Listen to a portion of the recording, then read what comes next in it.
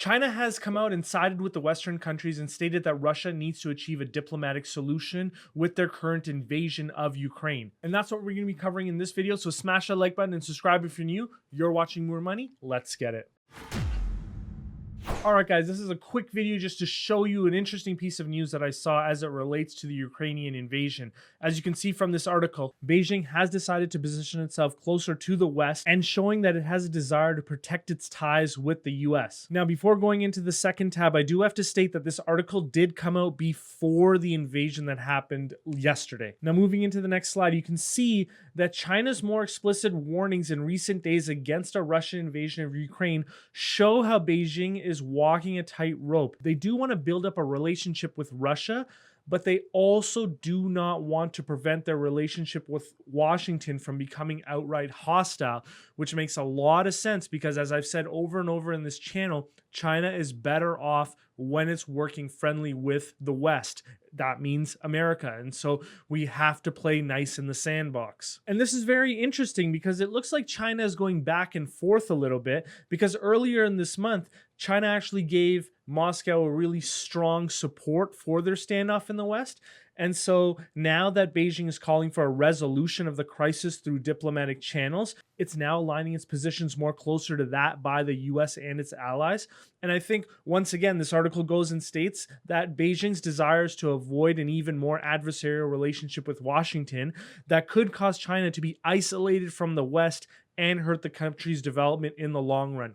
And as I've said previously, that is what China needs to avoid. China wants to double its GDP by 2030. The only way that that's going to happen is by attracting more investment from the West, not less. Also, they need to further develop their relationships with Europe and other countries. And the only way they can do that is, once again, not sour their relationship with the US, which of course would impact their relationship with other countries in the West. Now, as you can see from this slide, China's foreign minister, Wang Yi, used some of the clearest language yet by a senior Chinese official in seeking to temper a Russian offensive against Ukraine. He went on to state that the sovereignty, independence, and territorial integrity of any country should be respected and safeguarded. And he went on to say that Ukraine is no exception. So here's the first time that China is actually specifically calling out Ukraine. They want Ukraine's borders to be respected and safeguarded. And those comments followed President Xi's remarks 3 days earlier, where he said in a phone conversation with President Emmanuel Macron, which also called for a dialogue to resolve the Russia-Ukraine crisis. And his remarks indicated a desire to not push European countries further away. And it's interesting because earlier, President Xi endorsed Russia's opposition to any expansion by the North American Treaty Organization, or NATO, in his February 4th address. So, of course, what that would mean is that he's supporting that Ukraine doesn't join NATO. Now, I don't think Ukraine is actively seeking to join NATO right now, but I guess they're hedging it for the future, because if the Ukraine joins NATO, then any incursion onto Ukrainian territory automatically puts the West in war against them. So that is why Russia wouldn't want NATO in there. Now, guys, correct me in the comments if my understanding is incorrect there. Now, I think what has happened and is being reported in the Wall Street Journal is that the Chinese leadership have appeared to have underestimated the reaction to the February 4th statement from the rest of the world. I think it almost caught China off guard because it looked like many in Washington saw that as a clear signal that China was intending to join forces with Russia to support them with their Ukrainian invasion. And of course, these comments are totally against that. It's very clear that Chinese leadership still sees it in its interest to not have the bottom fall out of its ties with the US.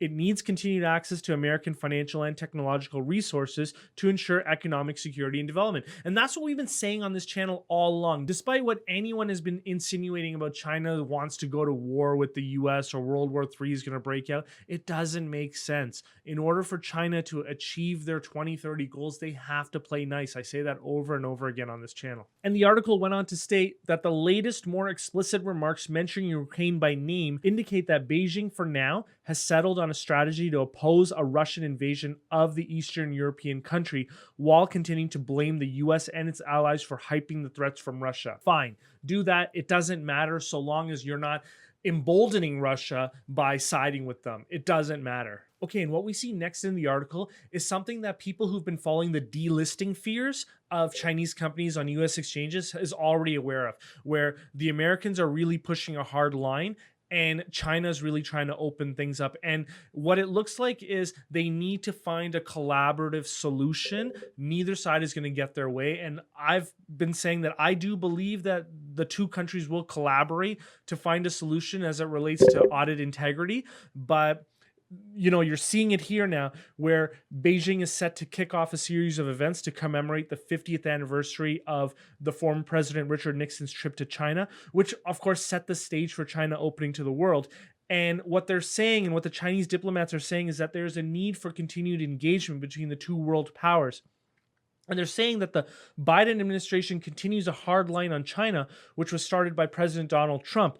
Chinese diplomats have complained about the difficulty in getting meetings with administration officials. So this is very good news for people that invest in China, because what it's saying is that China is open to having these conversations. Whether or not they're doing different things privately, at least as it's being reported to us and what we're seeing, is that China is willing to work with the US and China's not willing to let those relationships sour any more than they already have. So this is really good for us. And if I was an investor in China, this would alleviate some of my fears here. And of course, I am an investor in China because I own Alibaba shares. So of course, this alleviates my fears. But I guess overall, there's a couple of takeaways here. The first is that China is not backing Russia into their invasion. So that's really good. I don't see any sort of like World War III scenario here or anything. So I would almost ignore that. But the second thing, and the most telling thing, is what you saw at the end of the article. China is really trying to work with the US. And I think that's really good to see. Hopefully this continues and it snowballs into the two countries working really well together.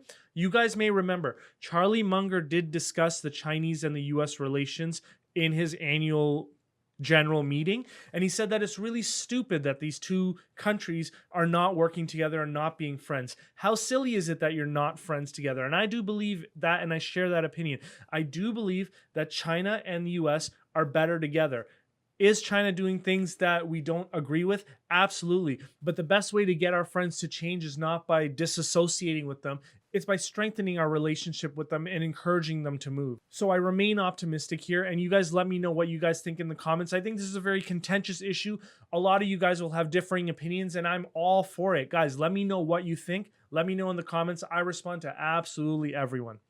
And you guys already know it's only a couple of days away from now where Alibaba is set to report the results. And if you haven't seen my Alibaba earnings preview, you can get to it right here.